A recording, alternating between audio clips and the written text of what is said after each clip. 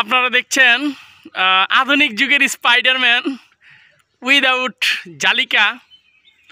যে স্পাইডারম্যানে যে ওয়্যার থাকে সেই ওয়্যার কিন্তু নেই, নেট থাকে সেই নেট কিন্তু নেই। মোটামুটি একটা রিস্ক নিয়েই কিন্তু এই স্পাইডারম্যান ছাদের উপরে উঠছে। কারণটা হচ্ছে, আচ্ছা স্পাইডারম্যান উঠুক, স্পাইডারম্যান নিজেই দেখাবে কেন স্পাইডারম্যান ছাদে উঠলো। স্পাইডারম্যান কিন্তু উঠে গেছে পুরোপুরি। দেখুন এই পুরাতন একটা ধ্বংসাবশেষে এই তো একেবারে চূড়ায় উঠে গেছে। এখন আমরা দেখব কেন সে উঠেছে। স্পাইডারম্যান পেয়ে গেছে ভাই, দেখান কি পেয়েছেন। ওই তো দেখিয়ে দিল, এই যে স্পাইডারম্যান কিন্তু বলের জন্য উঠেছিল।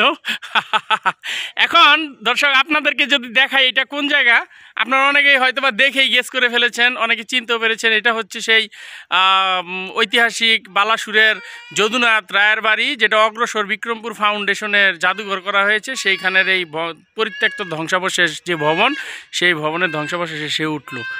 তো দেখলেন আপনারা বাংলার স্পাইডারম্যান। সবাই ভালো থাকবেন, সুস্থ থাকবেন।